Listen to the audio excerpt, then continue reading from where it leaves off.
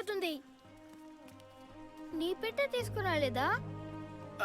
అంటే అది నువ్వు కూడా వస్తున్నావు కదా? ఆ, వస్తే బానే ఉంటుంది, కానీ జూలియా నాన్నగారు నేను ఇక్కడుంటే బాగుంటుందన్నారు. ఆయనకు సాయంగా నేను ఆలోచించాను. నేను కూడా ఇక్కడే సెటిల్ అయిపోతే బాగుంటుంది. నువ్వు లేకుండా నేను ఏమీ చేయలేను. నేను నీతో లేకపోవడం ఏంటి?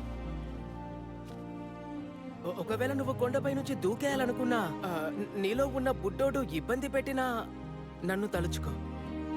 కానీ నువ్వు ఒక్కడివే సంతోషంగా ఉండగలవా?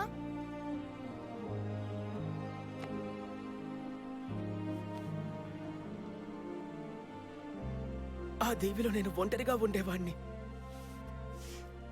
ఇప్పుడు చాలా మంది ఉన్నారు.